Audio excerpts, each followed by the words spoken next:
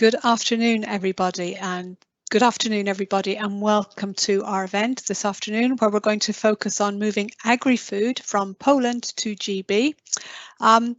We have a number of presentations for you this afternoon, but we'd like your help, please. We'd like you to log into Slido and tell us about how ready you are for import controls in GB. So as we warm up for the event, if you could log on to www.slido on your browser or your phone and put in the hashtag BPDG, where we have 3 questions during the course of this event for you, and we're grateful for you completing those. Thank you. Next slide, please. As I said, we've got a full agenda for you this afternoon about moving food and drink from Poland into GB, and please do ask us questions in the Q&A bar at the top of your screen. We have a number of officials from Poland and GB today that will help to answer those questions towards the end of the webinar. And after this webinar, we will publish a recording of the event, so you can go back over it or share it with those in your supply chain. We will share the slides that we've used with all of you who have registered for the event, and we will be collating all of your questions and sending out an answer to those. On the next slide, we have an outline of our agenda. So that's probably enough from me. I am delighted now to hand over to James Hughes, who's our Minister Consular for Economic Affairs at the British Embassy in Poland, and to Robert Piłat, the Deputy Director of International Cooperation at the Ministry of Agriculture and Rural Development. James, if I can hand to you first. Thank you. Thank you very much indeed, Margaret. It's a great pleasure to be here as part of a British-Polish governmental double act to introduce this afternoon's session. And in a moment we'll hear from Robert, but from the British Embassy perspective, it's fantastic that you're all able to join us this afternoon, or indeed watching this back afterwards, and this dedicated session for our colleagues and partners in the agri-food sector. The UK, as you know, places huge importance on our trade and investment relationship with Poland. And as representatives of the agri-food sector, you will know that agri-food is an especially important element of that trade and investment relationship. As you know very well, just before Christmas last year, the UK agreed our trade and cooperation agreement with the European Union. And the deal, the trade and cooperation agreement, maintains 0 tariffs and 0 quotas on trading goods between the United Kingdom and the European Union. And this is the first time that the European Union has ever agreed complete tariff-free, quota-free access in a free trade agreement. It provides for streamlined customs arrangements, including recognising our respective trusted trader schemes to support the flow of goods at the border and reduce administrative costs for traders. It provides for ongoing cooperation regarding public, animal and plant health, and to limit technical barriers to trade. However, as you also all know, the UK left the customs union and the single market at the end of the transition period at the end of December last year. And as a result, some changes were introduced from January 2021 to customs and other import controls. And many of you will have been involved in sessions that we and our colleagues from the Border and Protocol Delivery Group will have put on and organised over the past months about some of those earlier changes. And since January this year, Poland and other EU member states have been applying the EU Customs Code on trade with the UK. And we on the UK side have also put some of our own controls into place. But the groundwork that we laid in preparation for the end of the transition period has helped to mitigate disruption so far. We have not seen anything like the disruption at ports that many predicted, and supply chains have shown themselves to be robust. But since we set the timetable to introduce full import controls by July 2021, there have been further restrictions and lockdowns, and the impact of the pandemic has been clear for us all, both in the United Kingdom and in Poland. And many businesses have not therefore had the time and the resources to make the necessary preparations, and they are therefore less ready than they would have been. And so we decided on the British government side to introduce further import controls in a phased approach. and this was our pragmatic attempt to give businesses and the broader industry more time to adapt. So further changes are therefore coming on the British government side, and you will hear more about those in the remainder of this session from our team of experts. And so it's important for businesses to continue to invest that time and resource to prepare for those additional changes to UK import controls, which are scheduled for October and for January. And this is particularly the case, of course, for businesses in agri-food, which is why we're having this session today, dedicated for questions and comments and to help you as you prepare for those changes. This is part of a concerted effort we have been making along with our partners in the Polish government to help businesses prepare and adapt to our new terms of trade. We have an excellent range of expert speakers this afternoon, so at that point I will stop. I would simply encourage all of you joining us this afternoon to ask questions. There is no question too small. Please ask those questions. As Margaret has just said, we will make sure that every question is answered, whether in the session or if time means that we can't answer the question straight away, we will of course answer it as soon as possible thereafter. So at this point, I'm going to hand over to my double act partner and to Director Robert Pilat from the Ministry of Agriculture. Robert, over to you. Thank you, James. Thank you very much. Just a quick thank you in English. Thank you, to your whole team. Thank you for the experts on the British side for participating and for the excellent cooperation we have so far. Now let me switch to Polish. Szanowni Państwo, witam Państwa wszystkich serdecznie i pragnę na początku podziękować ambasadzie brytyjskiej za zorganizowanie dzisiejszego webinarium i udział ekspertów ze strony brytyjskiej oraz polskiej. Jest to kolejna cenna inicjatywa, przy której Ministerstwo Rolnictwa i Rozwoju Wsi ma przyjemność współpracować z partnerami brytyjskimi. Jak Państwo wiecie, wyjście Zjednoczonego Królestwa Wielkiej Brytanii i Irlandii Północnej z Unii Europejskiej wprowadziło wiele istotnych zmian dla przedsiębiorców branży rolno-spożywczej w krajach Unii Europejskiej, w tym także w Polsce. Od 1 stycznia 2021 roku relacje handlowe Unii Europejskiej z Wielką Brytanią regulowane są zasadami, jakie stosowane są wobec krajów trzecich. Na chwilę obecną nie mamy sygnałów od przedsiębiorców na temat trudności w stosowaniu nowych wymogów i procedur kontroli granicznej w handlu między Unią Europejską a Wielką Brytanią. Mimo uniknięcia czarnego scenariusza, odnotowujemy jednak pewien spadek wartości polsko-brytyjskich obrotów handlowych produktami rolno-spożywczymi, co może stanowić pewien niepokojący sygnał. Aby powstrzymać ten niepokojący i niepożądany kierunek wymiany handlowej, ważne jest, aby przedsiębiorcy zaangażowani w handel ze Zjednoczonym Królestwem byli przygotowani na kolejne obowiązki i wymogi formalne, które będą musieli spełnić. To dotyczy również administracji naszych państw. Dlatego od dłuższego czasu polska administracja prowadzi działania informacyjne na ten temat. Mam tu na myśli m.in. specjalną stronę internetową brexit.gov.pl prowadzoną przez Ministerstwo Rozwoju, a także dedykowaną skrzynkę pocztową, na którą można przysyłać pytania dotyczące zarówno wymiany handlowej, jak i np. przewozu zwierząt domowych. Działania informacyjne prowadzimy także w Ministerstwie Rolnictwa i Rozwoju Wsi wraz z jednostkami nadzorowanymi, takimi jak Główny Inspektorat Weterynarii, Główny Inspektorat Ochrony Roślin i Nasiennictwa, Główny Inspektorat Jakości Handlowej Artykułów Rolno-Spożywczych, a także Krajowy Ośrodek Wsparcia Rolnictwa. Chciałbym serdecznie podziękować kolegom i koleżankom z tych instytucji za bardzo dobrą współpracę w tym zakresie. Na naszych stronach internetowych publikujemy informacje dotyczące kolejnych etapów wdrażania przez Wielką Brytanię procedur handlu towarami rolno-spożywczymi. Korzystając z okazji, zachęcam Państwa do regularnego odwiedzania naszej strony w celu zapoznawania się z tymi informacjami. Dziś wspólnie z ambasadą brytyjską w Warszawie zorganizowaliśmy dla Państwa to specjalne spotkanie informacyjne w formie webinarium. Dzięki tej formule możemy dotrzeć do szerszego grona odbiorców bez konieczności przemieszczania się, co jest dość istotne w ostatnim czasie. Mam nadzieję, że oprócz informacji od naszych ekspertów które będą Państwo mogli dziś usłyszeć.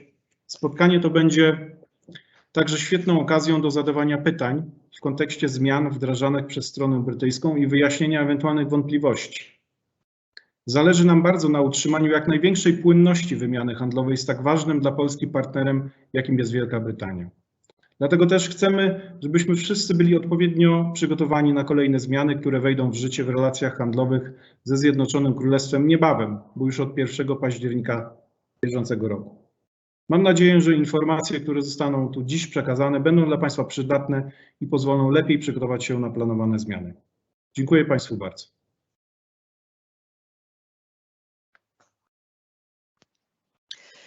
Thank you very much, James and Robert, for opening the session for us. And now if we could have the next slide, please. This is a reminder that, and sorry, on to the next slide, please, Kathleen. Thank you. There's a reminder that we have our first question up on Slido. So thank you for those of you who've logged in so far. And if the rest of you could take the time to do so, that would be lovely. We'd like to understand how you have found it to move goods between the EU and Poland in particular since the 1st of January 2021. But of course, moving on from that on to today, we're going to focus on what you need to do to prepare for the new GB import controls that will be coming in stages in GB. And on the next slide, they are outlined for us, please. Thank you. So the first stage of these, for those of you who've been using the exit summary waiver, that will end on the 1st of October, and health certificates and pre-notification will be required for products of animal origin, for animal byproducts, and for high-risk food and feed. I hope many of you are aware of that, but just in case, my colleagues from the Department of the Environment, Food and Rural Affairs will go through the detail of that with you. Then the second stage of the introductions for import controls will be from the 1st of January 2022. When entry summary declarations will be required for coming into GB, an important point there for hauliers and carriers that move goods into GB.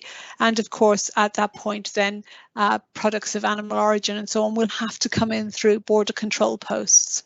And there will be other requirements with border control posts coming online for regulated plant products and live animals from the 1st of March.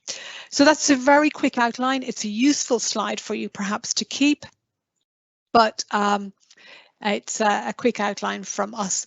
My colleagues from across UK government departments are going to go through the detail now for you. And first we have Naheed Williamson from Her Majesty's Revenue and Customs. And Naheed is going to talk you through the customs requirements. The focus of today is moving food products, but we just want to remind you there are still customs requirements to be met. So Naheed, if you're ready, thank you. Over to you. Thank you, Margaret, and good afternoon, everyone. Hope you can hear me okay. So as Margaret has just said, my name is Naheed Williamson and I work in Her Majesty's Revenue Customs, HMRC, and I'll be speaking on the customs procedures. Okay, can I have the first slide, please? Thank you. Okay, so I'll start with the customs declarations. Throughout 2021, during 2021, importers of non-controlled EU goods will have the option of using delayed declarations in place of a full customs declaration. Now, this will be particularly useful and beneficial for those importers who may not have yet put in place procedures to make full customs declarations or being authorised to use the simplified customs processes. So if you're using the delayed declarations, you'll need to make a declaration in your commercial record at the time of import, which is known as the entry into declarants record, the EIDR in short, followed by the supplementary declaration within 175 days after the import. And those importers using the delayed declarations, they'll need to be authorised for simplified declaration, or they will need to appoint an agent who is authorised.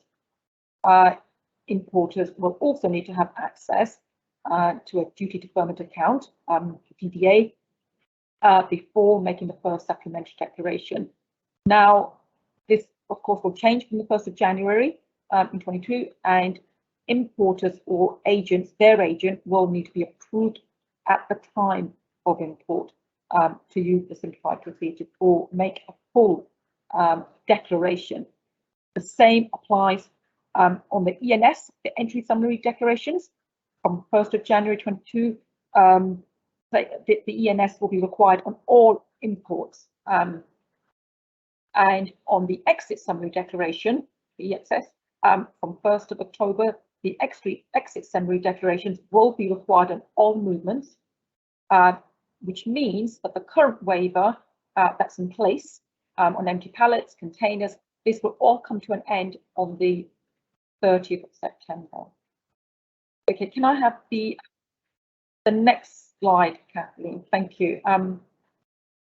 Okay, has been so currently there is a 12-month waiver on the entry summary declarations for goods being imported from EU into GB. But in January 22, from 1st of January, as full entry summary declarations are required, this legal requirement will mean that the ENS is done, it's complete and accurate at the time it is submitted into the Safety and Security GB system, the SNS GB system. And an ENS must be submitted before goods arrive from GB. But we know that things change, and information can change due to adverse weather or traffic issues. So there is the opportunity to amend the ENS after the initial submission, and you can do that up to the point the goods arrive into the customs territory, into the GB territory. And just to add that, in terms of carriers, they have the legal responsibility to make sure that the safety and security declarations are submitted. But a third party can lodge a declaration, but if that happens, then it must be done with the carrier's knowledge and consent. Can I have the next slide, please? Thank you. Okay, just to give you an overview on the customs control models. So from 1st of January 22, there will be two main standard customs models to control goods being moved, imported into GB, and these will support the flow of goods and minimise the sort of the risk of congestion. Now, border locations receiving goods into GB from the EU will be able to operate the tried and tested temporary storage model, or they can or a new pre-lodgement, the new pre-lodgement model. The pre-lodgement model is for locations where space infrastructure is limited and cannot accommodate the temporary storage requirements. Now, under the pre-lodgement model, it will be crucial to ensure that all goods have the appropriate declarations before they board. And there'll need to be communication with the person in control of the goods, that's the driver of a lorry for accompanied goods or carrier for the unaccompanied goods. This has to happen by the time they arrive, on whether the goods are clear to proceed or there needs to be a check. And ports operating a pre-lodgement will need to ensure that the goods are not arrived at that location without the pre-lodged declaration, and that they have taken all reasonable steps to ensure that the goods identified for any checks are then controlled when they actually arrive. Okay, can I have the next slide, please? The GVMS. Okay, so just as I touched on the fact that the new pre-lodgement control model will be in place at those locations and ports where there is a restriction of space and they don't have the infrastructure to hold goods on arrival. The new IT system, the Goods Vehicle Movement Service, the GVMS, this is going to operate to support this. And essentially, what GVMS does is the function will enable the declaration references to be linked together. So the driver, for example, will only need to present one single reference, that's a good movement reference, the GMR, at the frontier to prove that all the necessary declarations have been pre-lodged for the goods on the vehicle. The GVMS will also allow HMRC to send notification of any risks, either cleared or not cleared, into the system, into HMRC system, to the person in control of the goods. So by the time they physically arrive in the UK, they will know where they need to proceed to. And of course, the GVMS also automates the Office of Transit function, and it marks the entry of goods into the UK customs territory. Can I have the next slide, please, Kathleen? Okay, just a little process map for you, and on this slide, what you can see here is just the steps, the step-by-step process on GVMS imports, and it all starts with moving goods, what happens before they arrive at the EU place of exit, and then once they actually have arrived at the EU place of exit, followed by leaving the EU for the actual crossing. So I won't go into too much detail here on this particular slide. Can I take the next slide, please? Okay, on the VAT, just to stress, as the slide states, the postponed VAT accounting is available to VAT registered businesses for imports from anywhere in the world, and including the EU, up to 31st of December 2021. And there are certain circumstances where importers must use the PVA. But after that date, using the PVA will be optional in nearly all of the circumstances. So for delayed declarations or simplified procedures and entry in declarant's record, importers must use the PVA. The PVA is available but optional to traders who do not use declarations. Non-VAT registered traders will be able to pay VAT at the point of declaration, that includes the supplementary declaration, and the non-established taxable persons are also entitled to use the PVA, but they must hold a UK EORI and also instruct an agent to make the declaration on their behalf. Can I have the next slide, please? Thank you, Kathleen. Just to cover this slide in brief, on Incoterms, given these rules are set by the International Chamber of Commerce, it's an important part of the process, and taking key steps to agree the Incoterms ahead will ensure that there's a clear understanding on who is taking responsibility, and for you to be able to share this information within your own supply chain. So this is quite a crucial part of the process and to be aware of. I think that's all the slides, Kathleen, is that correct? Thank you. I'll pass you back to Margaret. Thank you very much. Thank you very much, Naheed. We're starting to get some questions in now, as you will be able to see, colleagues. So if there are questions that you can pick up and answer in the Q&A, that would be lovely.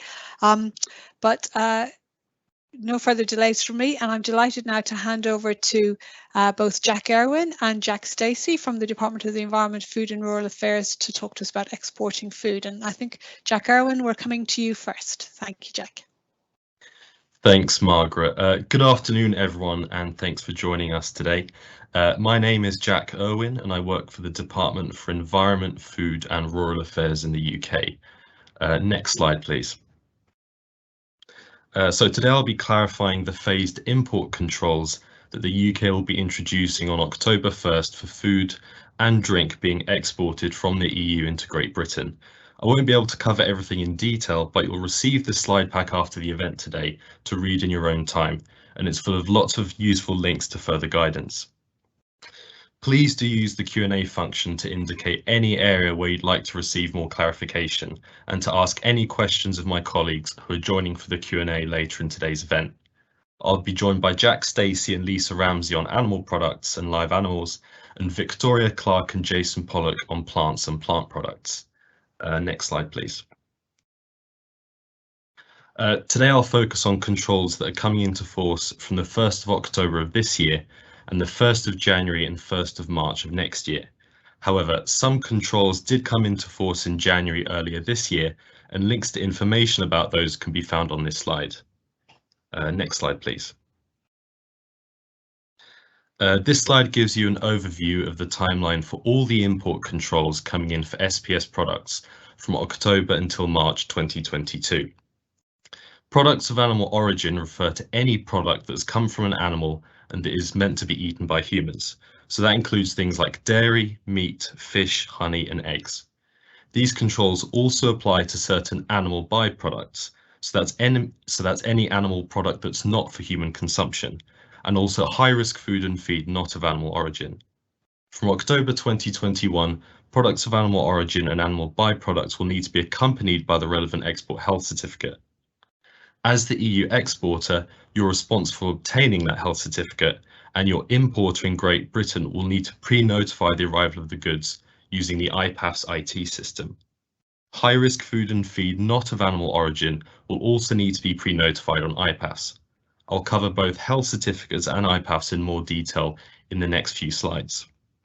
If we look ahead to January of 2022, the requirements to pre-notify on IPAFS and produce the relevant export health certificate continue to apply.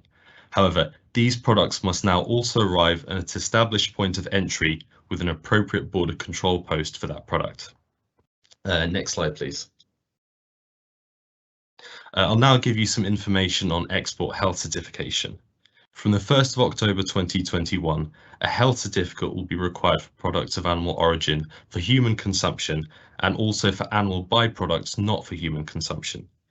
It is the EU exporter's responsibility to obtain the export health certificate, which will be issued to you by the competent authority in the country from which you're exporting from.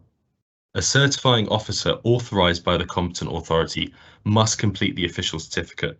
They could be an official veterinarian or official inspector as defined by the relevant EU retained legislation. The EU exporter must send an electronic copy of the health certificate to their importer in Great Britain and ensure that a physical copy of the original health certificate travels with the consignment. Your importer in Great Britain must upload the electronic copy of the certificate to IPAFS as part of the pre-notification process. Any official sanitary and phytosanitary documents that are required to accompany the health certificate will be specified on that health certificate. Other documentation may be required depending on the commodity, such as a catch certificate for marine caught fish. You can find model health certificates on the gov.uk website, and you can use these to check the specific requirements for your commodity. I must stress that these are examples of the certificates, and the real certificates will be issued by the relevant competent authority in your country. There are more details about how these certificates are filled in on the link at the bottom of this slide.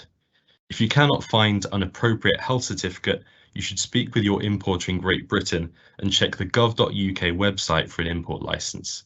If there is no import licence available, you'll need to complete an IV58 form and send it to the Animal Plant and Health Agency. Further links are available on this slide. Next slide, please.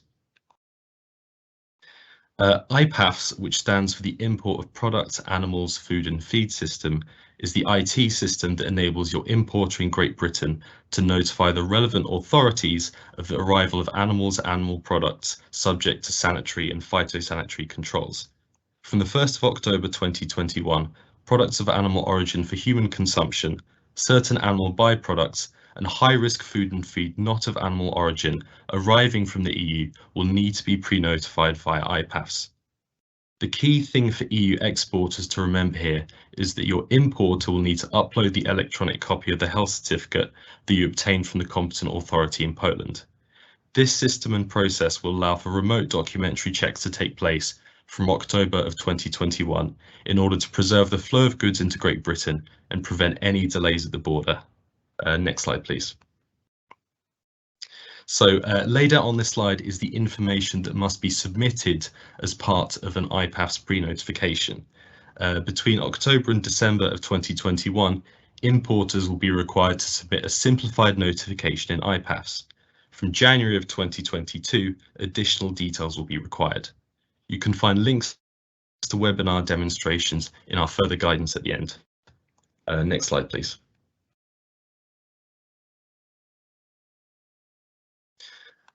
Since January of earlier this year, live animals and germinal products have been required to pre-notify using IPAFs at least 1 working day before the expected time of arrival at the point of entry, and animals have to be accompanied by a health certificate.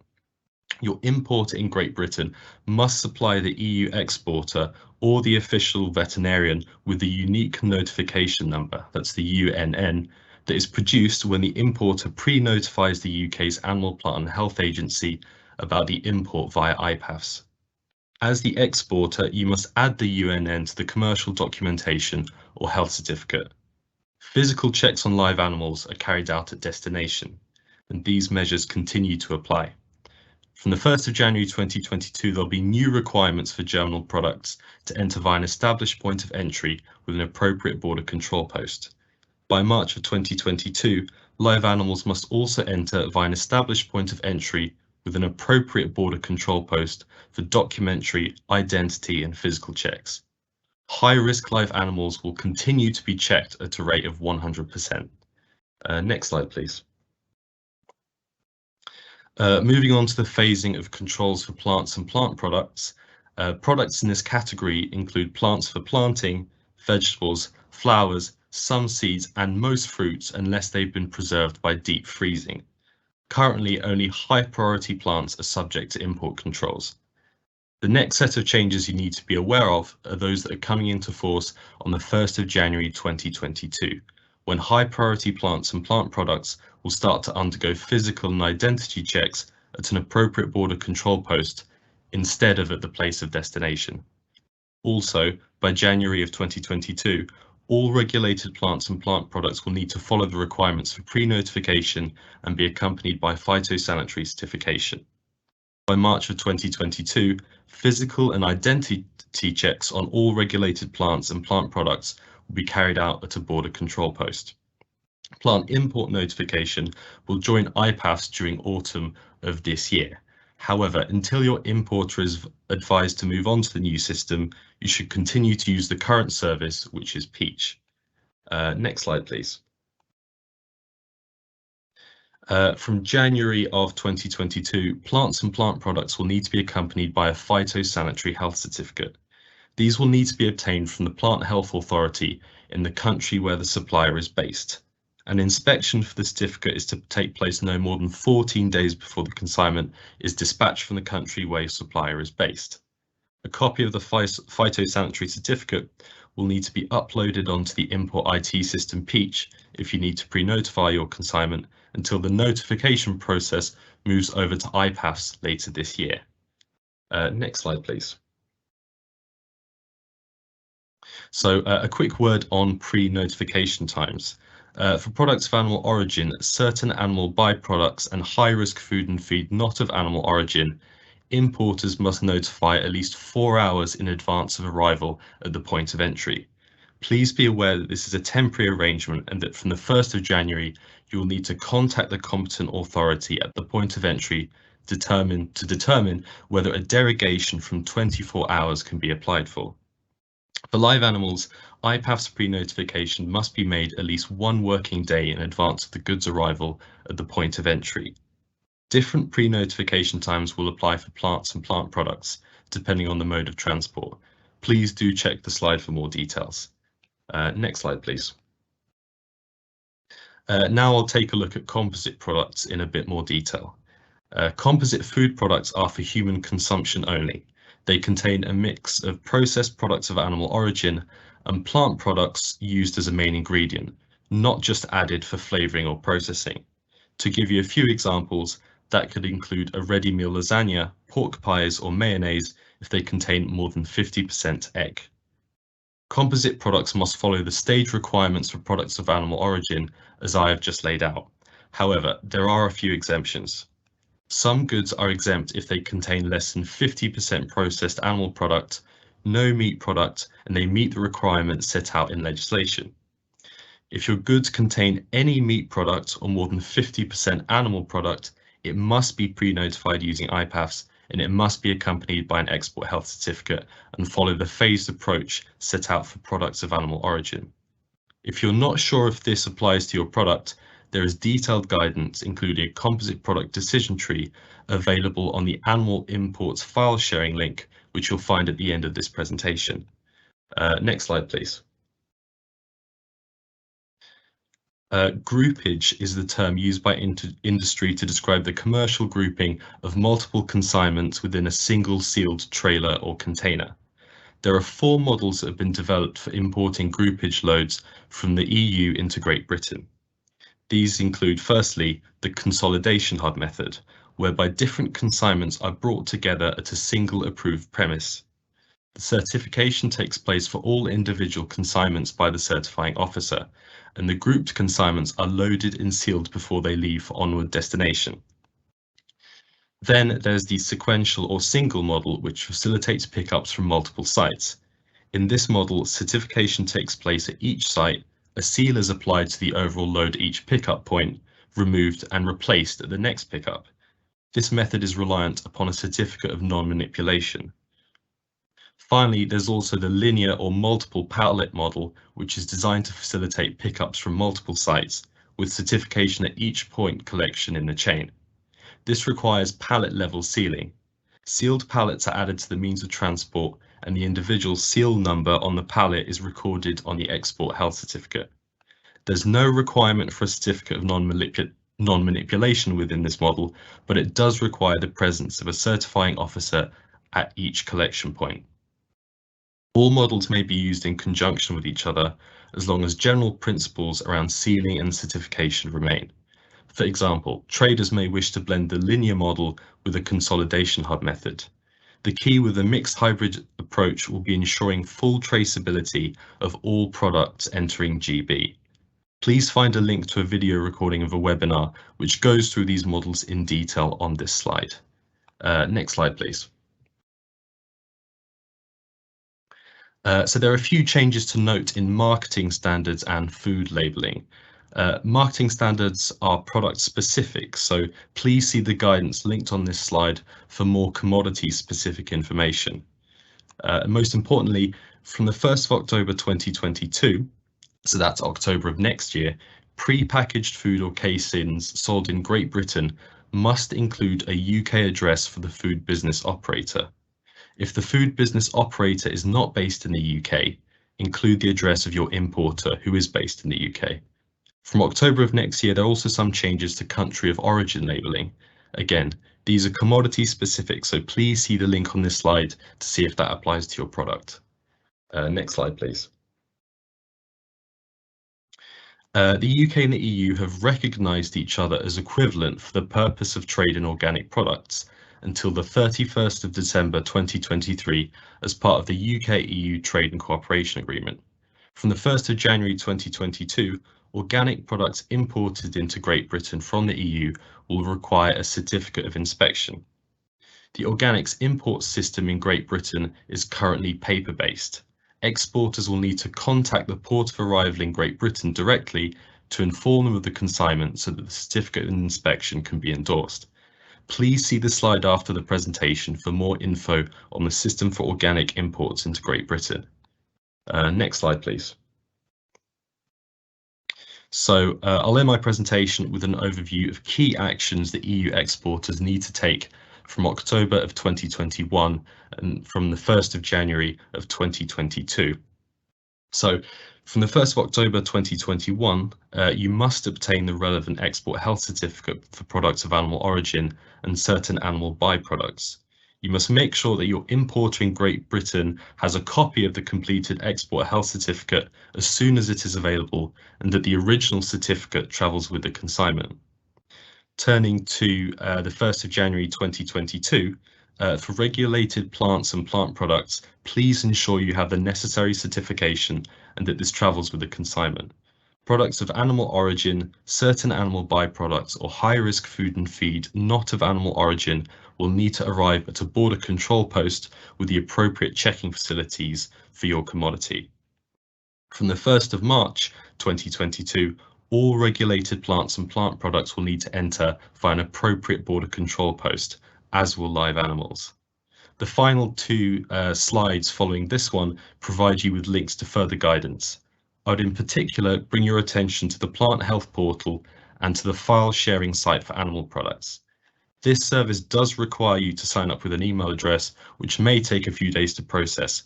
However, it's full of the latest technical guidance. Unfortunately, we didn't have time to cover geographical indications today, so I'd urge you to look for the special guidance on that topic. Thank you for your attention, and I'll now hand over to Jack Stacey, who will talk you through a step-by-step case study for exporting chicken from Poland into Great Britain. Thanks, Jack. Okay, great. Yeah. So as Jack says, my name's Jack Stacey, and I work for DEFRA's Biosecurity Borders and Trade Programme.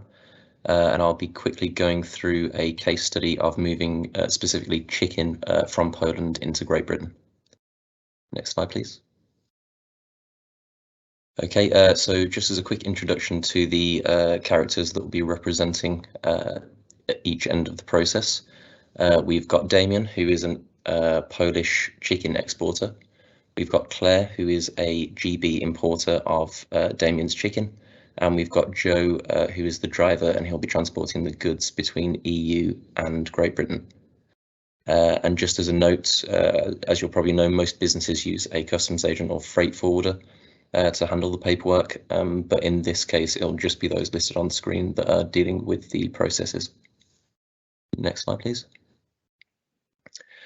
Okay, so the first step for Damien then is to apply for an EU EORI number, and that's so that he can interact with the EU systems. Next slide, please. Okay, so the next step then, and this is prior to shipping of the goods, Damien and Claire, who's obviously the GB importer, will need to agree the Incoterms that they trade on. And these Incoterms are just the roles and responsibilities set out before the exporting and importing can begin.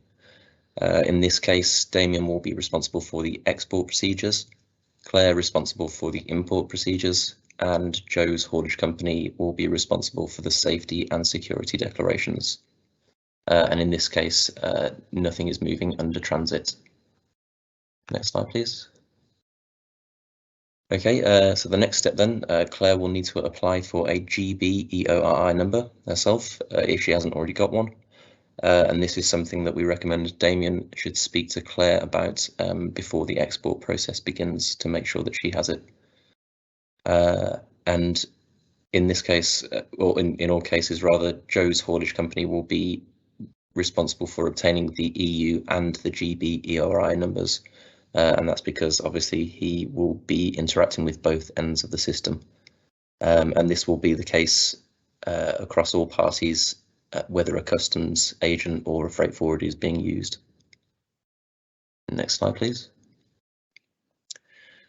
Okay, so next, Damien will apply for an export health certificate, and that will entail the Polish certifying officer inspecting the goods and issuing and endorsing the certificate. And this will be needed every time that Damien sends his chicken to Great Britain. After that, Damien will need to make sure that he passes over the original signed document of the export health certificate, and that's usually by giving that to the driver who will be transporting the goods, in this case Joe. So in order to pre-notify the UK authorities that the chicken is going to be arriving in Great Britain soon, Claire will have created a notification on IPAFs, and as part of that notification, Damien will need to send an electronic scanned copy of the signed health certificate, whether that's a photocopy or a photograph, and he'll send that to her, and then she will upload that onto IPAFs as part of the notification. Next slide, please. Okay, so next, Damien will need to submit an export declaration, formerly called an export accompanying document. That will be to the Polish customs system. That in turn will produce a movement reference number. And on the export declaration, Damien will need to list the port of exit. And then Joe's haulier company will need to comply with the systems and procedures at the EU port of exit, but these may vary depending on the route chosen. Next slide, please. Okay, so something to note along the way, because Damien has submitted a combined export and safety and security declaration, and he's got the EAD, a separate summary, exit summary declaration will not need to be submitted on the member state export control system. But if a combined declaration has not been submitted, then a separate export summary declaration would be required. Next slide, please. Okay, so at this point then, Damien has now submitted the EAD and he has prepared the EHC and he sent an electronic copy to Claire to upload onto IPAFS, at which point Joe will be able to collect the goods from Damien and begin taking them to Great Britain. And so as he sets off, Joe will need to make sure, and his haulage company will need to make sure that he has the movement reference number for the export declaration. He'll need to make sure that he's got the physical original paper copy, paper version of the export health certificate, as that needs to travel with the goods. He'll need to make sure that he's got the movement reference number for Claire's import declaration, or alternatively her EORI number if she's using simplified declarations, and that will be up until the 1st of January. And also just to note, if Joe is not a UK or Polish national, he'll need to travel with his passport so that he'll be able to enter the country. Okay, next slide, please. Okay, so at this point, the export health certificate will be subject to remote documentary checks. And once all of those have been passed, Joe will be able to enter Great Britain with the goods. Next slide, please. Okay, so that's a quick run through of the process with some context from the viewpoint of the importer as well as the transporter, but just as a quick run through of the requirements for the Polish exporter. To begin with, he'll need to apply for an an EORI number. He'll need to agree the Incoterms with the importer, then apply for an export health certificate and make sure that the goods are inspected by the relevant authorities, the competent authorities. And then he will need to send an electronic copy of the EHC to the importer to upload onto IPAFS and make sure that the original version travels with the goods, after which he will submit the export declaration to Polish customs and then carry on into Great Britain with the goods. Okay, so yeah, that was just a quick run through of the process, which I hope has been helpful. I know time's tight, so I'll quickly pass back to Margaret. But yes, thank you for listening, everybody. Thank you very much, Jack. I think we're doing quite well on time, and I think you've touched on the fact that hauliers will need ID cards, but my colleague Natasha Draycott is now going to run through that in more detail on the next couple of slides. Thank you, Kathleen. Thank you. So if we can go to the first slide, please. So I'll just quickly run through the information that's on the slide. So the main thing to flag on ID cards is that the rules will be changing from the 1st of October, which is in a few weeks' time. So from the 1st of October, it won't be possible to enter the UK using an ID card like it has been previously possible to do. Instead, most people, which includes hauliers, will need to use a passport. So drivers will need a passport to enter the UK from the 1st of October 2021. There are some exceptions, such as if you have settled status, and those exceptions are listed on the slide that's on your screen. However, just to reiterate that passports will be a requirement for most people entering the UK from the 1st of October.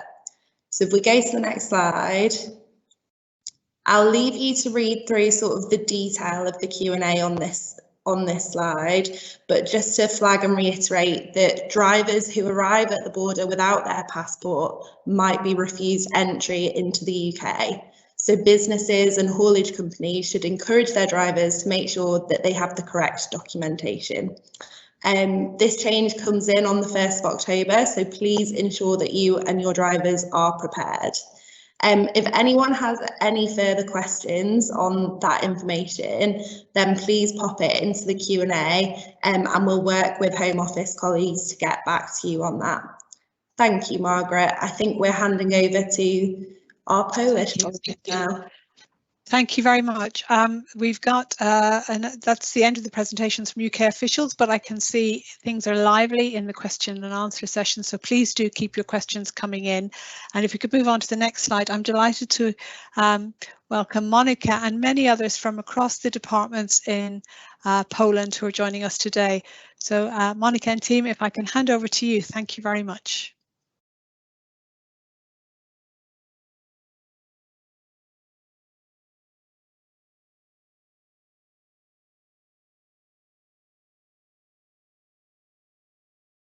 Apologies for this. I think Polish colleagues, are you able to unmute yourselves?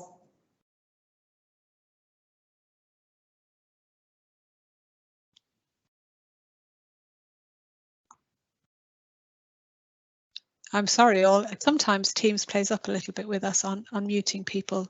We'll keep trying. Oh, hello. Come in, Poland.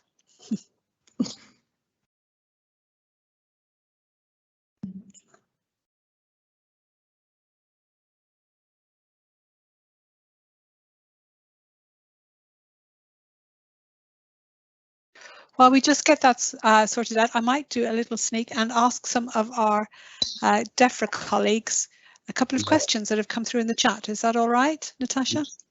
Yeah, Margaret, what I'll also do is I'll put the second Slido question up so people can be answering that while we try to... Ah, thank you. It sounds like we have Polish colleagues now. Thank you. Great. Over to you.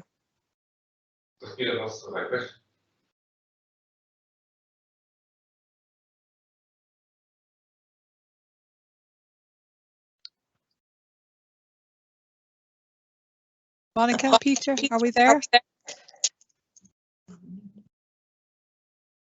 Pavel?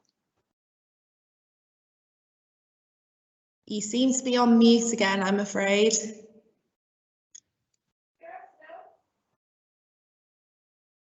Can you hear us? Yes, we can hear you now. Thank you, Pavel.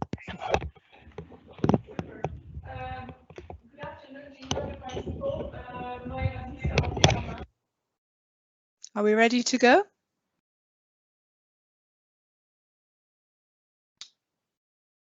Wouldn't this be so much easier if we were all face to face in one large room? One day, those days will come again. Pavel, how are we doing? Are we ready? Okay, I changed my computer, so maybe it will be easier now to hear us. Much better. It's a bit of an echo, but it's not bad. Thank you. Okay, thank you. So apologies for this. Dzień dobry Państwu. Nazywam się Monika Marks i króciutko tylko przypomnę Państwu wymagania dotyczące importu z Wielkiej Brytanii do Unii Europejskiej, w tym do Polski. Zanim przejdziemy do tematu, który chyba Państwa bardziej interesuje, czyli do tych zmian, które nastąpią po 1 października w zakresie eksportu. Next slide, please. Przede wszystkim chciałabym Państwa odesłać na naszą stronę internetową, ponieważ tutaj staramy się aktualizować wszystkie informacje dotyczące zasad importu i wymagań weterynaryjnych. Więc tutaj znajdziecie Państwo wszystkie informacje w zależności od grupy produktów bądź gatunku zwierząt, które Państwo chcecie sprowadzać z Wielkiej Brytanii do Unii Europejskiej. Oczywiście tam również znajdą Państwo wzory świadectw zdrowia, które obowiązują obecnie, a jeżeli coś jest niejasne, to oczywiście my odpowiadamy na wszystkie pytania, które są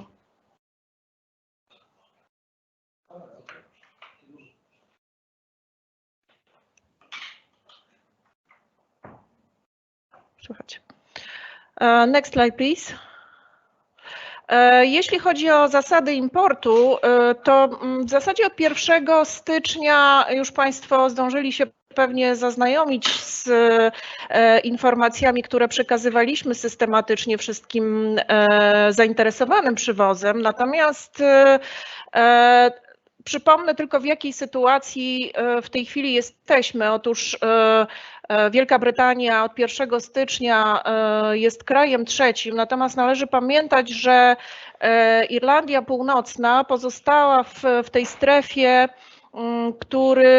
która zakłada cały czas wymianę handlową na zasadach handlu wewnątrzunijnego, a zatem te wszystkie informacje, które tutaj są podane, dotyczą jakby pozostałej części Wielkiej Brytanii, z której przywóz do Unii Europejskiej jest realizowany.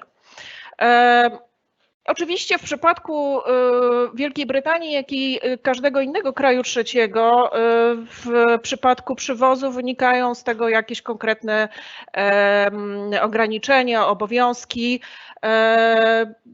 Tutaj jest cała lista tych informacji dla Państwa wygody zestawiona w taką bardzo krótką informację. Natomiast to, co jakby z naszego punktu widzenia jest istotne, ponieważ większość tych towarów nie wprowadzana jest na teren Unii Europejskiej przez polskie punkty kontroli granicznej, to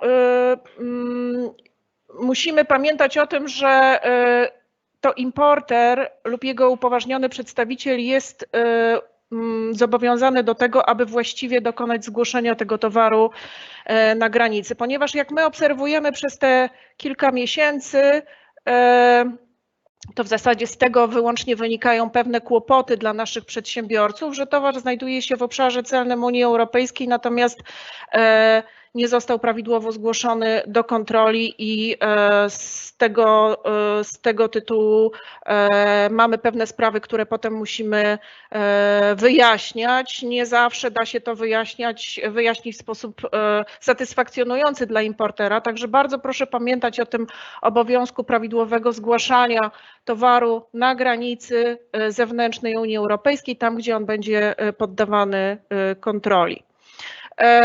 Oczywiście służymy wszelkimi również informacjami dotyczącymi, w jaki sposób należy to zrobić, na jakich formularzach, ale myślę, że ci z Państwa, którzy prowadzą wymianę handlową z Wielką Brytanią, już zdążyli się do tych nowych warunków przyzwyczaić. Jeśli chodzi o wykorzystanie systemu Traces, to również jesteśmy tutaj w stanie Państwu doradzać, zresztą robimy to od jakiegoś czasu, w jaki sposób w tym systemie się logujemy, w jaki sposób uzyskujemy dostęp i w jaki sposób wypełniamy stosowne dokumenty. Next slide, please. Jeśli chodzi o taką trochę może informację, która nie zawsze do wszystkich Państwa trafia, a czasami jest również kłopot na granicy związany z tym, że przewoźnik jako osoba prywatna też przewozi pewnego rodzaju produkty pochodzenia zwierzęcego, które od 1 stycznia tego roku nie są dozwolone nawet w przypadku wykorzystania osobistego, także proszę również na to zwrócić uwagę, aby takich produktów nie przewozić, ponieważ skutkuje to czasami nawet jakimiś sankcjami, które są wprowadzane przez te państwa członkowskie, gdzie ta osoba przekracza granicę zewnętrzną. Również tutaj dla Państwa wygody są wszystkie informacje podane w formie ulotek na stronie Głównego Inspektoratu Weterynarii i Komisji Europejskiej. Mogą się Państwo z nimi zapoznać. Next slide, please.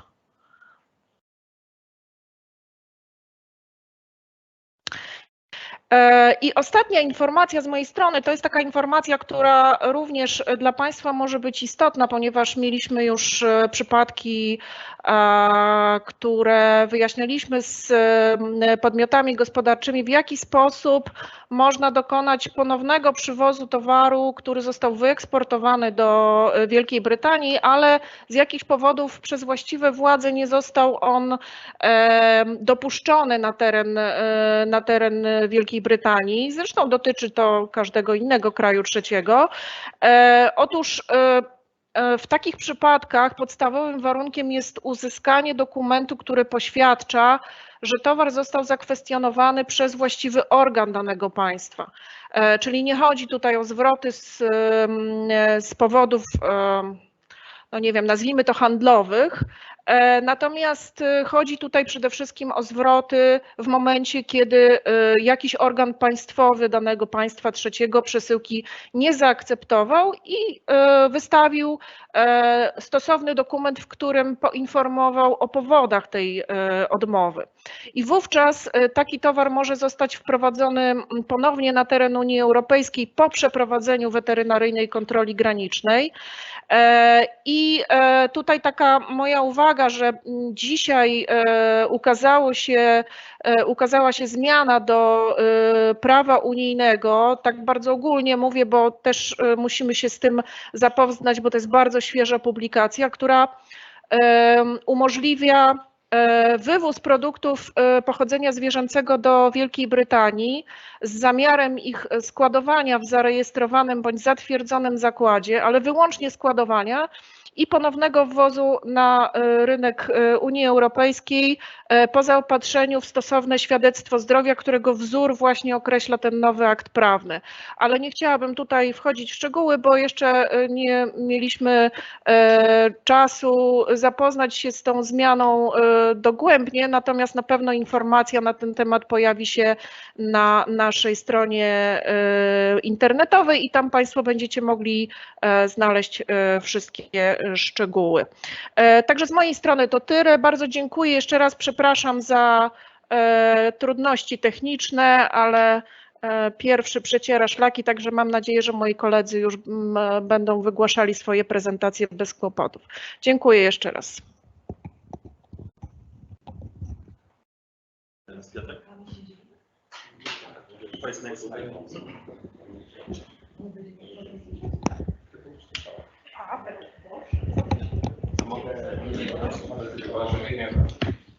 Dzień dobry.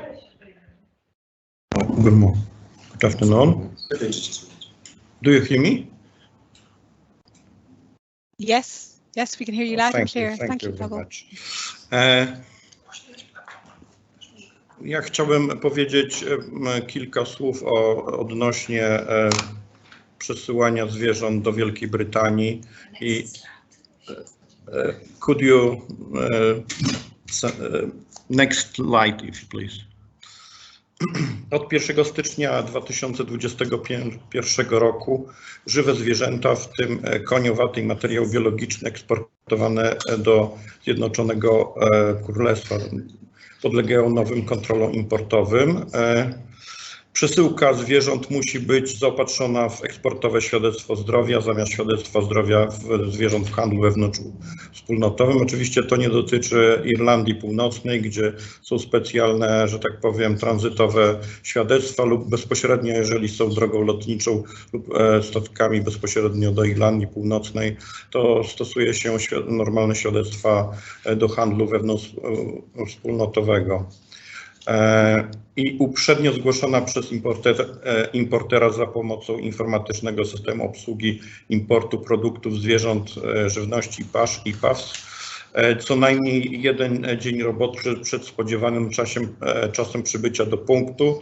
I tak jak tutaj usłyszeliśmy od strony brytyjskiej, będzie to stosowane od 1 marca 2022 roku.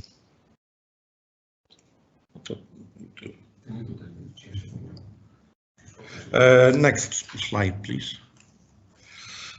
Od 1 stycznia 2022 roku materiał biologiczny eksportowany z UE do Zjednoczonego Królestwa i od 1 marca żywe zwierzęta eksportowane z UE do UK, w tym koniowate, będą podlegać dodatkowym wymogom. Przesyłka materiału biologicznego musi być zaopatrzona w eksportowe świadectwo zdrowia w celu przeprowadzenia kontroli dokumentów, uprzednio zgłoszona przez importera za pomocą IPAWS i wejść na terytorium Wielkiej Brytanii w przeznaczonym do tego miejscu kontroli granicznej, aby poddać się kontroli dokumentów, tożsamości, kontroli fizycznej, ale także musi być sprawdzone pod względem możliwości przeprowadzenia tej kontroli, czyli strona brytyjska musi odpowiedzieć, że jest taka możliwość. Next slide, please. I tutaj brytyjski importer ma obowiązek prenotyfikować przesyłkę w IPAWS, podać eksportowi z UE lub do urzędowego lekarza weterynarii niepowtarzalny numer notyfikacji i wywieźć przesyłkę przez przeznaczony do tego punkt kontroli. I tutaj odpowiednio od 1 stycznia 2022 roku będzie się to stosowało dla materiału biologicznego i od 1 marca 2022 roku dla zwierząt. Next slide, please. I polski eksporter ma obowiązek powiadomić urzędowego lekarza weterynarii w celu wypisania go do świadectwa zdrowia i przekazać kopię świadectwa zdrowia brytyjskiemu importerowi. Tak jak tutaj usłyszeliśmy od strony brytyjskiej, może to być w formie skanu i wywieźć przesyłkę przez wyznaczony punkt wyjścia UE przeznaczony do kontroli dobrostanu zwierząt. I tu jest od 2020 roku, od 1 stycznia 2002 roku. Next slide, please. I tutaj są wymagane weterynaryjne wymagania opublikowane na stronach służb weterynaryjnych Wielkiej Brytanii, a także świadectwa zdrowia w wersji angielskiej, czyli wzory tych świadectw również na stronach Wielkiej Brytanii. Next slide, please.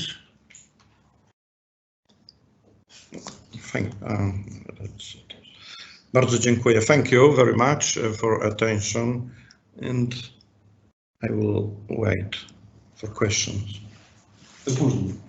Maybe later, yes.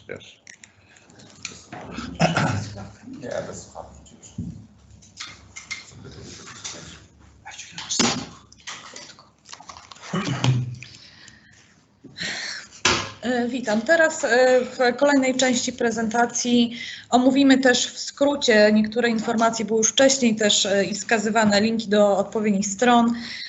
Będzie o wywozie żywności pochodzenia zwierzęcego z Polski na rynek Wielkiej Brytanii.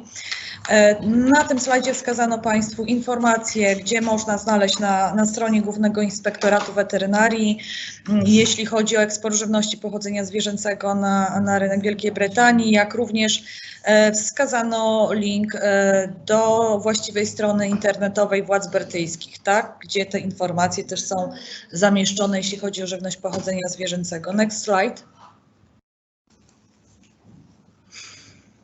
Jeśli chodzi o generalnie zasady wywozu żywności pochodzenia zwierzęcego z Polski na rynek Wielkiej Brytanii, tutaj te produkty pochodzenia zwierzęcego wywożone do Wielkiej Brytanii muszą pochodzić z zakładów posiadających uprawnienia do ich wprowadzania na rynek Unii Europejskiej. Listy zakładów zatwierdzonych zgodnie z rozporządzeniem unijnym 853 są publikowane na stronie Komisji Europejskiej. Jednakże strona brytyjska, też należy podkreślić, nie wymaga uwzględniania na wyżej wymienionych listach podmiotów rejestrowanych zgodnie z rozporządzeniem 852, czyli na przykład zakłady konfekcjonowania miodu. Też dość istotna informacja, takie podmioty jak na przykład hurtownie spożywcze nieobjęte nadzorem organów inspekcji weterynaryjnej, zamierzające prowadzić wysyłki żywności pochodzenia zwierzęcego na rynek Wielkiej Brytanii, mogą pozostawać pod nadzorem organów Państwowej Inspekcji Sanitarnej i równocześnie żądać wydania eksportowego świadectwa zdrowia przez organ inspekcji weterynaryjnej, jeśli to leży w ich interesie prawnym. I tutaj tak na marginesie, na poziomie Głównego Inspektoratu w tej chwili też uszczegółowiamy zasady współpracy między nami a Państwową Inspekcją Sanitarną w zakresie certyfikacji przesyłek żywności pochodzenia zwierzęcego prowadzonej na rzecz podmiotów znajdujących się poza nadzorem organów inspekcji weterynaryjnej, czyli pod wyłącznym nadzorem organów inspekcji sanitarnej.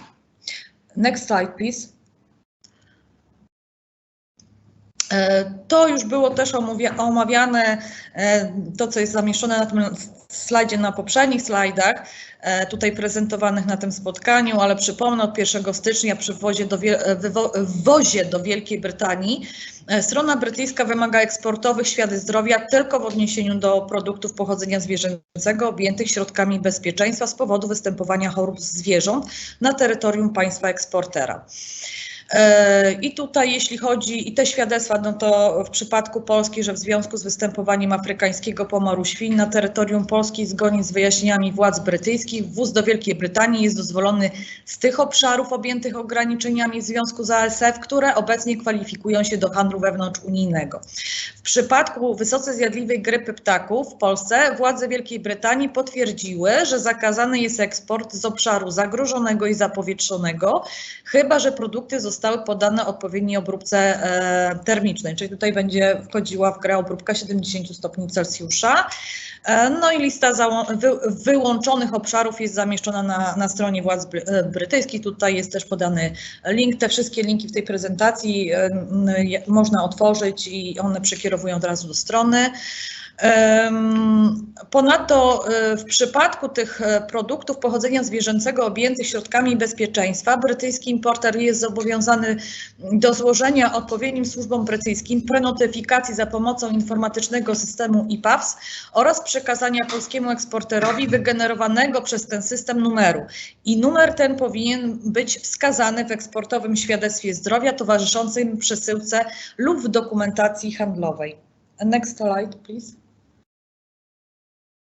Natomiast tutaj data, która się zbliża w tej chwili, czyli od 1 października przy wwozie do Wielkiej Brytanii strona brytyjska będzie wymagać eksportowych świadectw zdrowia w odniesieniu do pozostałych produktów pochodzenia zwierzęcego. Zgodnie z wyjaśnieniami władz brytyjskich eksportowe świadectwa zdrowia będą również dotyczyły niektórej żywności złożonej. Zasady eksportu tutaj tego rodzaju żywności złożonej znajdują się też tutaj pod wskazanym linkiem. Ponadto przesyłki też będą musiały być prenotyfikowane przez brytyjskiego importera w systemie IPAWS, ale numer generowany z tego systemu nie będzie już musiał być umieszczany w certyfikacie. Brytyjski importer będzie musiał uzyskać od polskiego eksportera wersję elektroniczną eksportowego świadectwa zdrowia w celu zamieszczenia go w systemie IPAWS. Forma papierowa z kolei tego świadectwa towarzyszy przesyłce żywności pochodzenia zwierzęcego kierowanej na rynek Wielkiej Brytanii. Jeśli chodzi o świadectwa, które weszły tam od 1 stycznia, przeznaczone dla produktów pochodzenia zwierzęcego objętych środkami bezpieczeństwa z powodu występowania chorób zwierząt na terytorium państwa eksportera, czy tutaj u nas w Polsce ASF i zjadliwa grypa, wysoce zjadliwa grypa ptaków, będą one w dalszym ciągu obowiązywać na tych samych zasadach, jakie obowiązują od nas od 1 stycznia. Next slide. Wymagania przywozowe Wielkiej Brytanii w odniesieniu do żywności pochodzenia zwierzęcego są zawarte, tutaj podkreślę, dla konkretnej żywności, poszczególnych rodzajów asortymentów są zawarte w treści wzorów świadectw zdrowia. Te wzory świadectw zdrowia są publikowane na stronie internetowej rządu brytyjskiego. Również tutaj jest wskazany link, gdzie można te świadectwa znaleźć dla poszczególnych rodzajów asortymentów. Tutaj w celu umożliwienia wystawiania świadectw eksportowych w językach narodowych przez urzędników certyfikujących przesyłki kierowane na rynek Wielkiej Brytanii, Komisja Europejska podjęła się przetłumaczenia i udostępnienia ich w odpowiednim module systemu Traces. Ale tutaj podkreślę, oczywiście to świadectwo w wersji papierowej po wystawieniu w Polsce przez właściwy organ, ono musi w wersji papierowej towarzyszyć fizycznie przesyłce do Wielkiej Brytanii. Next slide.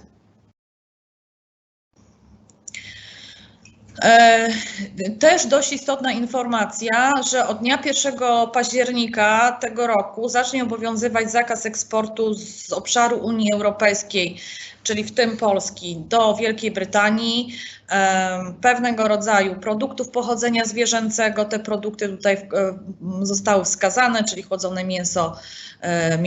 mięso mielone, wołowe, wieprzowe, jagnięce, baranie, kozie, chłodzone lub mrożone mięso mielone drobiowo, dzielone mechanicznie mięso pozyskane z drobiu ptaków bezgrzebieniowych lub ptaków łownych, nieklasyfikowane jaja, surowe mleko od krów pochodzących ze stad zarażonych gruźlicą, chłodzone surowe wyroby mięsne.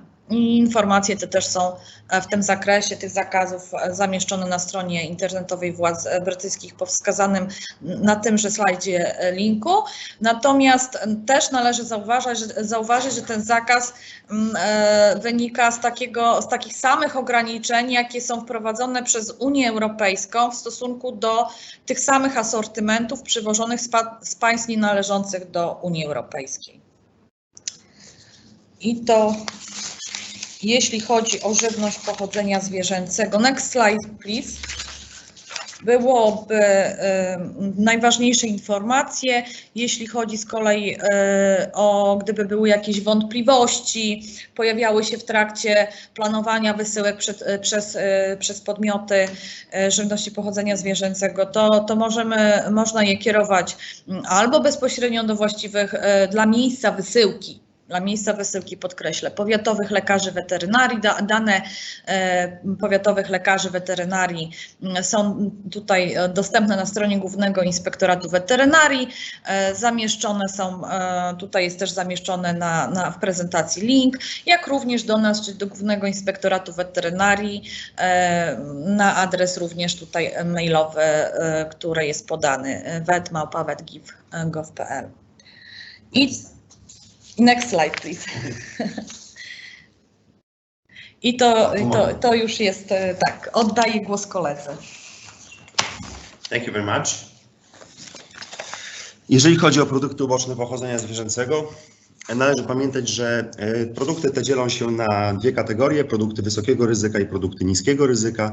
W przypadku produktów wysokiego ryzyka generalnie jest zakaz wywozu do krajów trzecich, również do Wielkiej Brytanii, właśnie produktów wysokiego ryzyka, czyli kategorii pierwszej i drugiej. Jest to zakaz ogólnounijny, natomiast jak najbardziej można wywozić do krajów trzecich produkty niskiego ryzyka, czyli produkty kategorii pierwszej, surowe i przetworzone. Obecnie wymiana handlowa między Unią Europejską a Wielką Brytanią, jeżeli chodzi o produkty kategorii trzeciej, surowe i produkty pochodne, odbywa się na zasadzie dołączania do przesyłek tych produktów dokumentu handlowego. Natomiast zmiana nastąpi od 1 października 2021 roku. Od właśnie tego okresu przesyłki wywożone z Unii Europejskiej do Wielkiej Brytanii będą musiały być zaopatrzone w świadectwo zdrowia zgodne ze wzorem określonym przez stronę brytyjską. Wzory tych świadectw zdrowia są dostępne na stronach internetowych Ministerstwa Brytyjskiego, również Głównego Inspektoratu Weterynarii, pod linkami generalnie tymi samymi, które tutaj w tej prezentacji wielokrotnie się przewijały. Aktualnie one są w języku angielskim, natomiast mam nadzieję, że do 1 października te świadectwa zdrowia będą również dostępne w języku polskim. Także ta zmiana będzie dotyczyła od 1 października 2021 roku, natomiast od 1 stycznia, drodzy Państwo, 2022 dodatkowo produkty uboczne pochodzenia zwierzęcego i produkty pochodne będą musiały być przewożone przez określone punkty kontroli granicznej i te punkty kontroli granicznej będą ściśle określone. One są wymienione w jednym z rozporządzeń i decyzji, które również są dostępne na stronie Głównego Inspektoratu Weterynarii. Next slide, please. Paweł, to chyba już...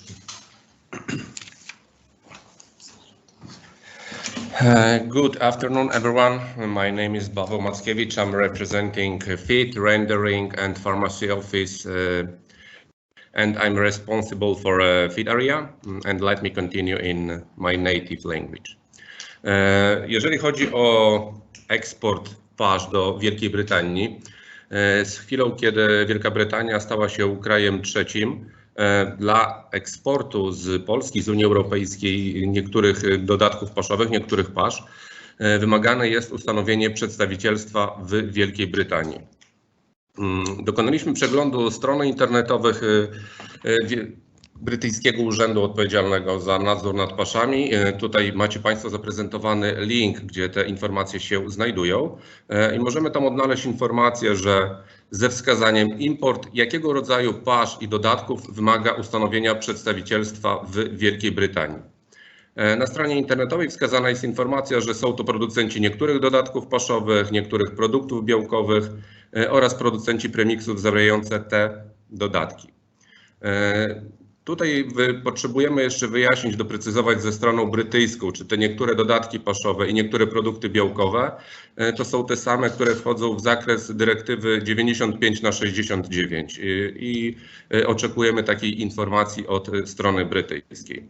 Jeżeli chodzi o import z Wielkiej Brytanii do Polski, obowiązują bliźniacze zasady, czyli przedsiębiorstwo z Wielkiej Brytanii powinno mieć ustanowione przedstawicielstwo w Polsce, w Rzeczpospolitej Polskiej, aczkolwiek nasze przepisy dopuszczają również sytuację, w której takie przedstawicielstwo jest ustanowione w jakimkolwiek innym kraju Unii Europejskiej. Next slide, please. Na stronie brytyjskiego urzędu odnaleźliśmy szereg bardzo istotnych informacji i formularzy, które będą czy powinny być wykorzystywane przez Państwa podczas ubiegania się o uzyskanie wpisu na listę przedstawicielstw zakładów państw trzecich w Wielkiej Brytanii. Są tutaj umieszczone gotowe formularze wraz ze wzorem, jak one powinny wyglądać. I dodatkowo odnaleźliśmy taki wykaz podmiotów, które już w chwili obecnej są zarejestrowane jako przedstawicielstwa. Podczas sporządzania tego slajdu udało nam się zidentyfikować 2 polskie zakłady, natomiast wczoraj, jak przeglądałem stronę internetową, okazuje się, że już 3 polskie zakłady dopełniły tego obowiązku i mogą być oficjalnie eksporterami z Polski dodatków paszowych do Wielkiej Brytanii. I to wszystko, co miałem w tej chwili do powiedzenia, jeżeli chodzi o eksport pasz niepochodzenia zwierzęcego do Wielkiej Brytanii. The next slide, please.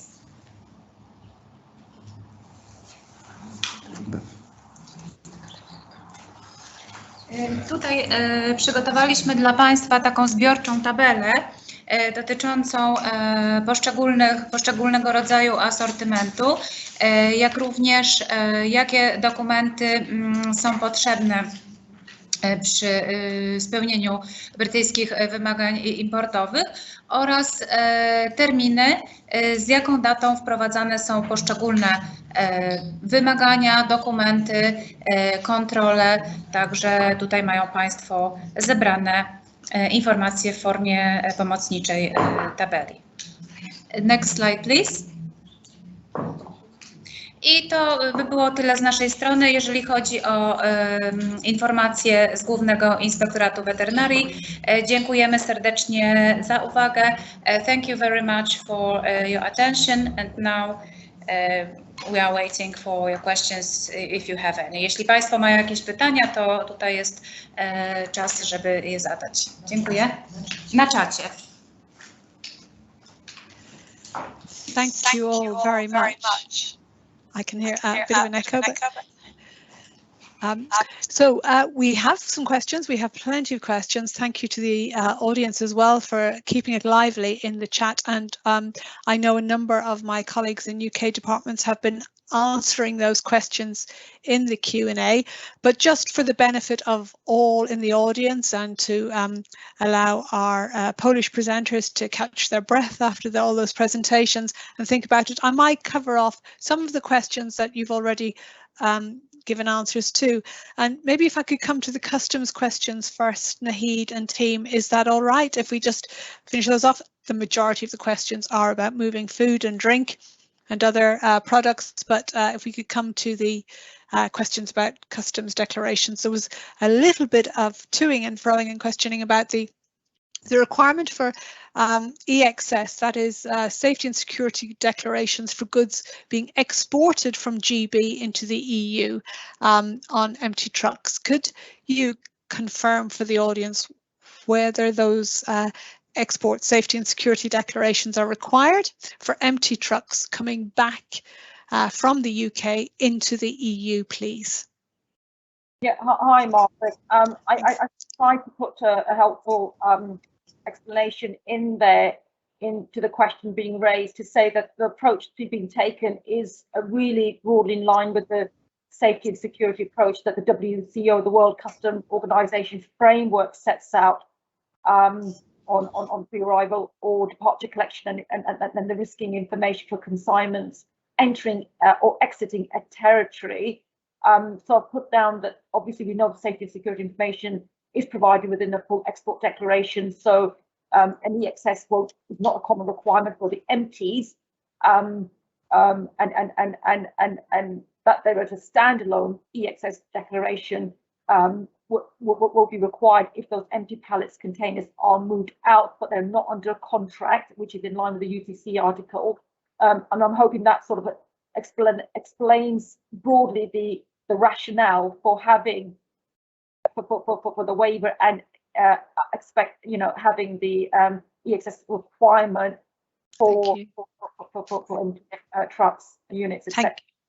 Thank you very much. And if forgive me, Naheed, if you've already done this, but if there is a link to some guidance in there for the audience, that would be lovely. If you'd like to post that in the Q&A, it'd be very helpful. The other question that we had that I've seen on customs, and apologies to all of you if I've missed any others, but there was a question about whether transit documentation would be required to come in through Dover. This is for after January 22 or when the full customs controls come in.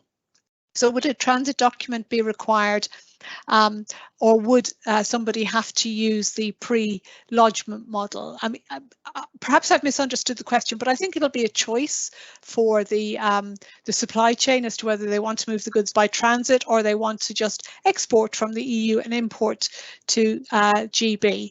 Do correct me if I'm wrong or if I've missed anything on that particular question. Yeah, thanks, Mark. Yeah, we were looking at that question, and unfortunately, the person we would normally have on the call isn't with us at the moment. Now, I have another colleague, and I'm not sure if we are ready to send that answer in just yet, because I was keeping a watching brief on that one. So my apologies if we haven't been able to yet pop that answer in the chat. Can we come back on that one, Margaret? I'm really sorry about that. That's okay, thank you. And with a big thank you to my colleagues in the British Embassy, they have translated a question that has come in on Q&A for us in Polish. And the question is about whether the return of goods for commercial reasons. So if you've had goods arrive in GB and you wanted to return them for commercial reasons, would they also be subject to the procedures, the export and import procedures from a customs point of view, would they be? Or is that something you need to come back on? I would definitely want to come back on that one, okay. Margaret. I Thank think you. the right answer there. Thank you. Lovely. Okay. Well, for those questions that we haven't answered, as I said, we will take them away and we will provide a question and answer document. Now, if my colleagues who deal with the movement of food and drink are ready in the UK and Poland, I'm going to start on the sort of summarising the questions we've had there. I see Anastasia has joined us, and that means she will be leading the DEFRA team on their answers. But the first question that we've had, as we're beginning to see over the last couple of weeks, is about certificates. There's a lot of questions about the certificates that are required. And today, a number of those questions focus on when will the UK and Poland have an agreed set of certificates? Is there work going on to make sure that we're all using the right certificates, or is that something that I've misunderstood? Thank you very much, Margaret. So before I hand over to my colleague Jack Stacey, who might be able to give you a bit more detail on health certificates, I think sort of the key thing to say here is that these will be issued to you by the competent authority in Poland. So although you can access some examples of these health certificates on gov.uk, which is the UK government website, these are just examples, and these examples are available for the full range of commodities. Now, if you cannot find the right certificate for your commodity, you will need to apply for an import license. And again, we've linked that for you on the slide deck, which I know, Margaret, your team will be sending out after today's event. Mm-hmm. Now, if there's no export health certificate available, you will need to complete an IV58 form and email that to our Animal and Plant Health Agency. Now, again, that I've left more details for that for you on the slide deck. I will just hand over to, first of all, Jack Stacey to see if he's got anything to add from a products of animal origin perspective, but then I might also just hand you over to Vicky Clark, who joins us from our plant team, just in case there's anything further she'd like to say on phytosanitary certification. Jack, over to you first. Thanks, Anastasia. Yeah, I think that there've been quite a few sort of versions of this question with sort of varying levels of complexity. I think it might be best if we come back with one sort of all-encompassing response in writing later on. But just to clarify one aspect of it, essentially the certificate will be down to the certifying officer in the relevant EU country, obviously in this case Poland. And to make sure that that's in the correct language and that it's also sort of legible by the GB port health authorities. So I think it does depend on both ends of the process. But yeah, like I say, because there's been so many iterations of this same question, I think it might be best if we respond in writing and make sure that we hit every point that's being asked. Thank you, Jack. I just wanted to, because one of the other questions of that was, is it acceptable to have a certificate issued coming from Poland and in Polish for GB authorities? I think what you're saying is it should be in English. In English, yeah, that's correct. In English. Okay, yep. Thank you. So that's one we've managed to answer, but I take your point. As you say, there's a lot of questions around the subject certificates, and unless Victoria wanted to add anything else? No, I don't think there's anything further for me. I mean, the only point I was going to make that from a plant health or a phytosanitary perspective, we only have one phytosanitary certificate because it's an internationally recognised certificate. So I think it's fairly straightforward from our point of views, but there's nothing further for me to add, and happy to contribute to any written response. Thank you.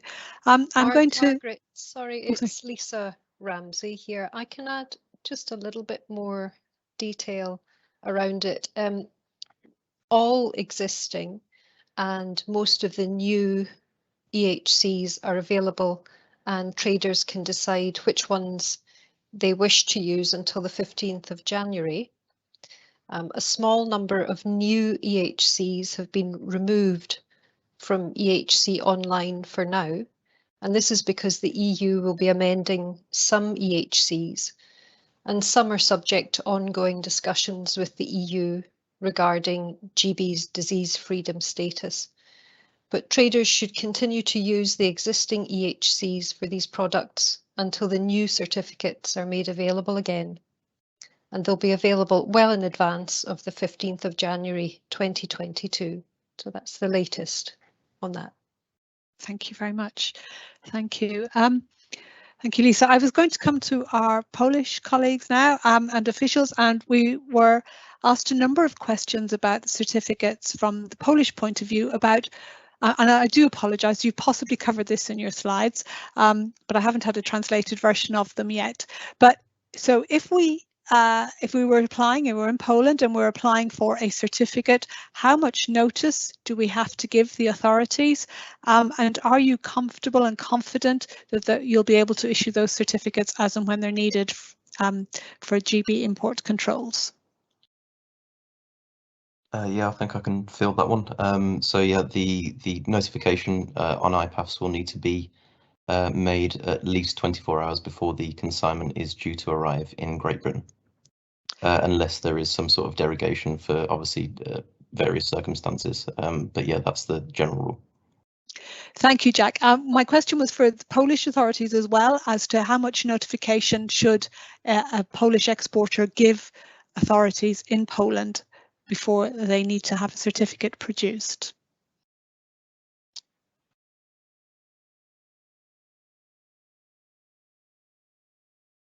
Are we having trouble with unmuting again? And Monica and team? No? I'll come back to that. Okay. Related questions on certificates, and this will be for our colleagues in DEFRA. Could, oh, sorry. Właśnie. Ja w to klikam, to nie działa. I'll come back. So, DEFRA colleagues. Oh, Pavel, hello. Yeah, can you hear us?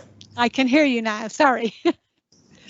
Yes, so coming back to the questions about the notification time, so it's 24 hours. 24 hours, lovely, thank you very much. 24 hours notice. Okay, thank you. So getting ready to make those bookings now. I assume you could apply for, before 24 hours, couldn't you? You could apply 48 hours or weeks before. UK colleagues, there was a question about, and maybe Polish colleagues would like to join as well, there's a question about the procedure for export health certificates if you've got goods loaded at different sites across Europe on the way through to a port or border. So does a certificate need to be filled in for each of the different loads added to that groupage load, or would you wait till you get to the port, do you think, and do the certificate there? Thanks, Margaret.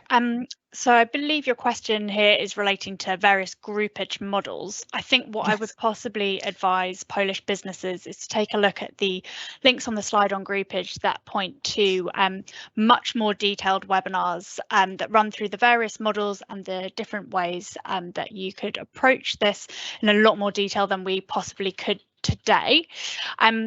I will just hand over to my colleague Lisa Ramsey, as I know she can point you in the direction of lots more useful guidance that you can look at on groupage, because, like I say, it's quite a technical policy area, and I think the existing resources we have should be able to point you on your way. Thanks, Anastasia. Yes, I think that's absolutely right. It is a complex topic, and the first port of call would be the imports Dropbox, a presentation that has very useful videos and presentations, and there will be a detailed Q&A being uploaded to that site. It's got a descriptions of the various groupage models that are being developed and proposed. So I would just reiterate that I would encourage the traders to register with the site, and they'll be able to sign up to email updates as well. Thank you both. There was a question about whether the export health certificate needs to travel from various destinations in the EU, but Anastasia and Pavel and team, please correct me if I'm wrong. My understanding is that the requirement to have the export health certificate with the goods is a requirement when those goods leave the EU territory and come into GB. Of course, ideally you get the certificate issued in the country of origin where the goods are coming from, but it is the GB's requirement when the goods are moving into GB that the export health certificate is with the goods then. Is that correct? Hi, Margaret. The short answer, yes, is that's correct. Thank you. Thanks, Jack. Thanks, lovely. Also, just to add, Margaret, you do also need to make sure that you have an electronic copy to send to your importer in Great Britain for when they make that IPAFS pre-notification, because as part of that, they need to upload the health certificate onto the IPAFS in order to make that work. Yes, thank you. I'm going to come on to IPAFs in a moment for you as well. The other question that I had on certificates picked up was about wooden pallets. So if the goods are coming in on wooden pallets, is there a certificate, a phytosanitary certificate required for those pallets separately in addition to the goods? Margaret, so there's no requirement for a phytosanitary certificate here, but what you do need to be aware of with wood packaging material, so that includes things like pallets and crates, is that they need to comply with the ISPM 15 international standards for treatment and compliant marking. So the wood packaging material holding a consignment may also be subject to inspections upon entry to the EU to verify compliance with the ISPM 15 requirements as well. But I can see that one of my colleagues has put a link to some more detail on that in the chat. Perfect, thank you. If you're moving food or drink and goods that require certificates in a container or in an unaccompanied load, how does the certificate travel with those goods? Is it stuck to the side of the container, the unaccompanied load? How does it travel? I might hand you over to one of my animal imports colleagues to see if they can add a bit more detail for that on you. Add a bit more detail to that for you. Thank you.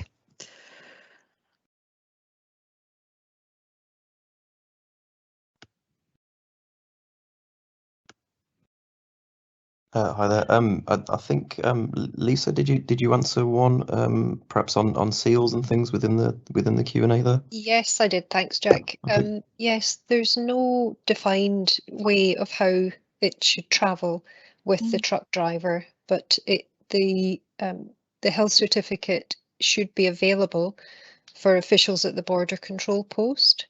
I think the only recommendation that we have is that it's not located behind the seal, because that may need to be broken at some point. So it really is a commercial decision how it travels, but it does have to be available for officials at the border control post.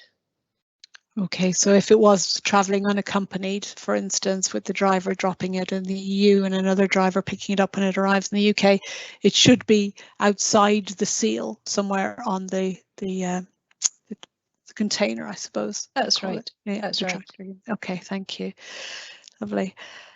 Now, I think just finalising on the health certificates, there is a question that says, is it one health certificate per importer or is it for consignment of goods?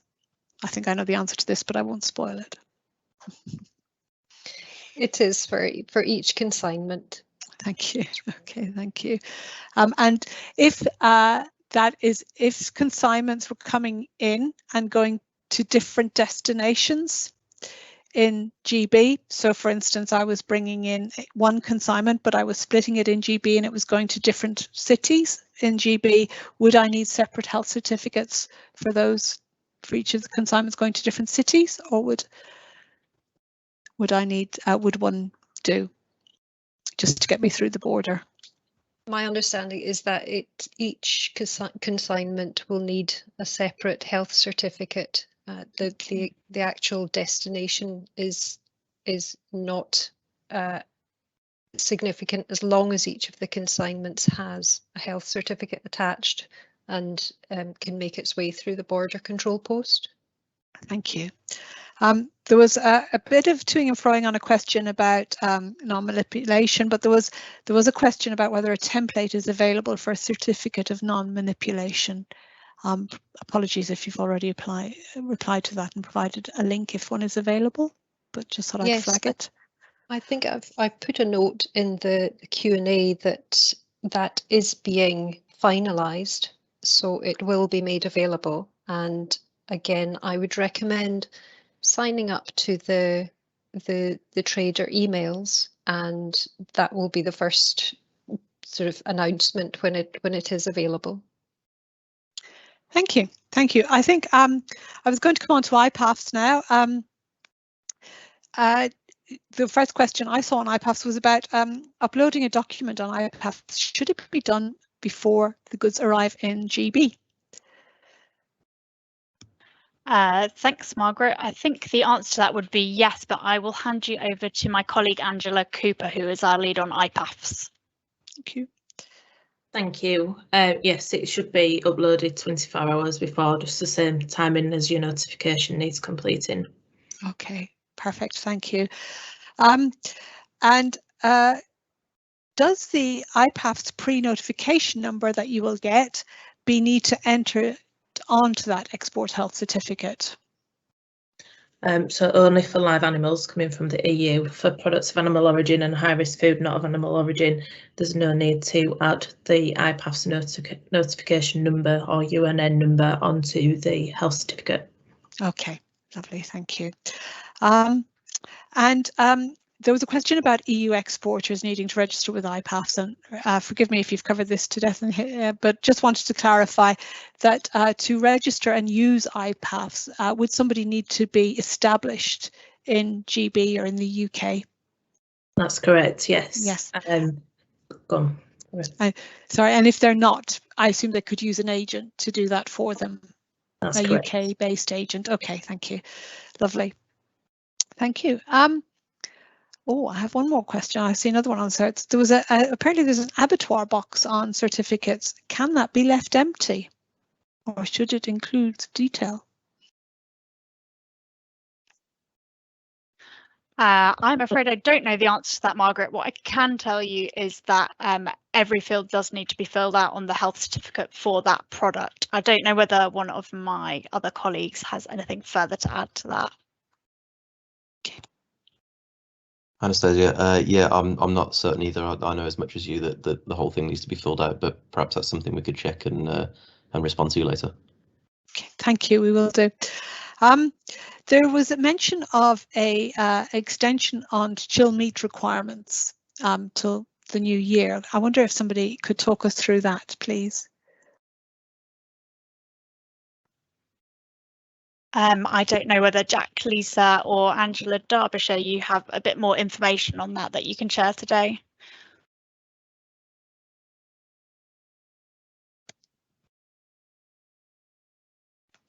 Hi Margaret. Yeah, I think we probably need just a little bit more context around the question. If you've got it, or perhaps we could come back to it later if need be. It was a question. Yes, it was a question that came up, and it's something that's ringing a bell in the back of my mind that there's an extension to some requirements recently. But let's come back to that, and we'll answer it more fully, properly, rather than my trying to guess what the question was about. That's fine. Great. Okay, thank you.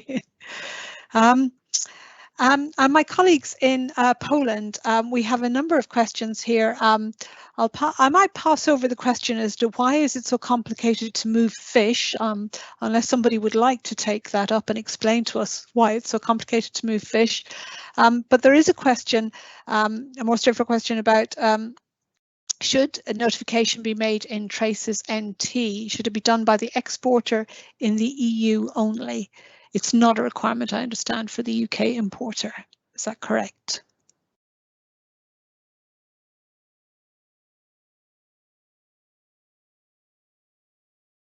I'll give you a little bit of time to come off mute.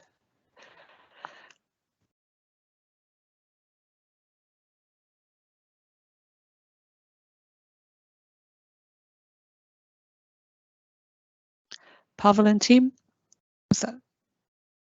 will you be able to answer a question for me on Traces NT?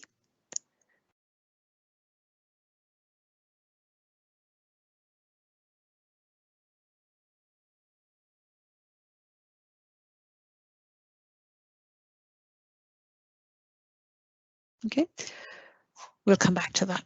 Okay, thank you. I have another question here for my colleagues in the UK. It was the first question in. In fact, it was in before the event started. So apologies if you have answered it already, but is the requirements for avian flu clearly set out somewhere? If I've understood the question correctly, when certifying that goods are free from the avian flu, vets would consider the 30-kilometre radius around the site of the goods moving. And what is the position on that, and is it clearly written down somewhere? Thanks, Margaret. I think I will come back to this one in writing with just a bit more detail, because I think we will need some more technical policy experts to have a look at that one for you. Thank you. Thank you. Okay. There was another question that I've just picked up. I think we're getting close to the end of the questions, but that I've seen. But there's a question about whether vet approval of plant products is required for GB. I assume there's a handy list of the sorts of certificates that are needed for the different products. I wonder if somebody could post that. Sorry, Margaret, is that in relation to plant products, did you say? Yes, plant products. Yes. Yeah. Great.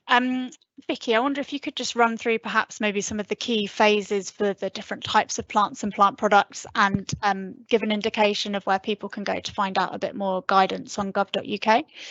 Yeah, no worries. Currently we are sort of checking goods at place of destination. So this come in from January this year, so January 2021.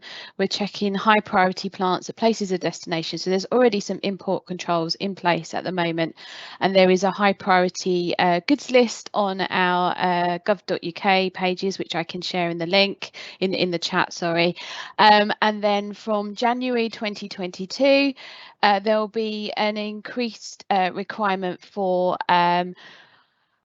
pre-notification and phytosanitary certificates for all regulated goods from January 2022. High priority goods will move to BCPs, so they'll have their physical checks done at BCPs, and then from March, all regulated goods will be subject to checks, both physical ID and doc checks from March. So everything's in place from March 2022. I do have a handy sort of flow chart that can sort of list all the goods that are, and when they come in and what the different phasing is, and I can put that in the chat if that's helpful, so everyone can see what goods are required and when they need to be checked, etc. So I'll do that now. Thank you very much. Thank you. I think we've. Hello. I think we've got some. Nope. Have we got our Polish colleagues joining us again? Apologies all for the technical difficulties we're having this afternoon. If not. I think I did just see Pavel join, so hopefully he is able to mute. Sorry. Are you there? Nope, we'll move on. There is a question. Excuse me, we missed a couple of last minutes, so we do not know what the question was. Okay. So we will now start to join and answer the questions that are asked. Perfect. Thank you. We didn't have too many questions, but there was one about submitting certificates in Traces NT. Should notification in Traces NT be done by the exporter in the EU, or should it be the responsibility of the UK importer?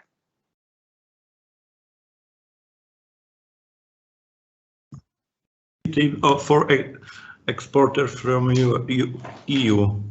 Yes, that's the question, as I understand it, yes. And the exporter of to EU is responsible for announced to district veterinary officer, and the district veterinary officer is issued the Traces NT. I see. Okay. And there was a question about whether export health certificates should be applied for through Traces, or should they apply in another way, or are they just issued on paper? Okay, so basically how it works at the moment, the person who wants to have a health certificate need to go to district veterinary officer, and they will then guide them how to do the whole process, because it's still not clear if it will be in Traces or how it works. So basically they need to go to the district veterinary officer and they will guide them. Thank you. That's very helpful. There was a question about why is moving fish so complicated, but that's a big question, and I wonder if you wanted to cover off the requirements there, or we could just point to the guidance on fish and try and help people through it to make it less complicated.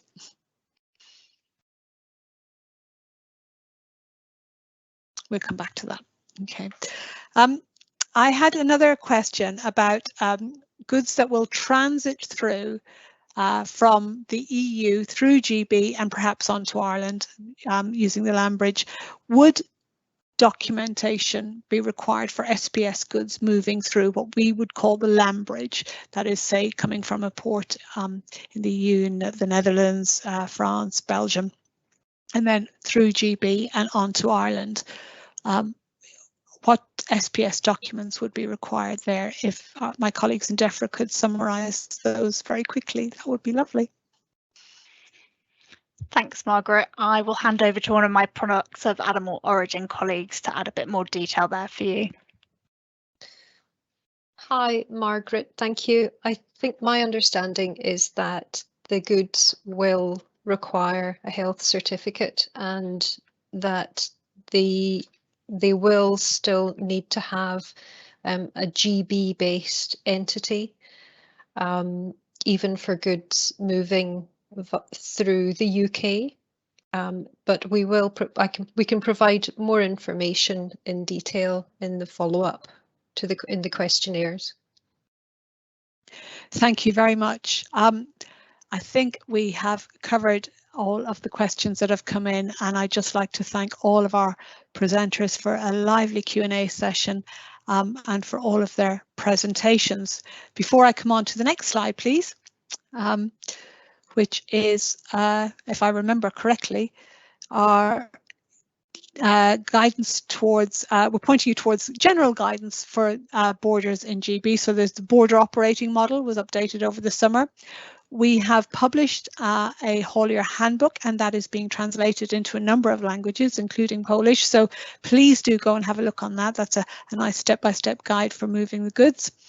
We're continuing with our programme of events. We focused today on moving food and drink. We will be back, and we're working with the British Embassy to deliver another day for you in Poland that will cover the customs procedures and wider procedures that you want. So please do come and join us for that. Keep an eye out for those events. And do give us your feedback. On our final question in Slido, we've asked whether you've understood more about moving goods into GB and the EU. But if not, please do tell us what more you need to do so we can shape and make sure the material is correct. So thank you very much for joining us this afternoon, and a big thank you for those who've opened the event for us, and to all of the officials in Poland and GB for joining us this afternoon and covering all those very technical matters. And we will publish the details and share the questions and answers with you. Thank you.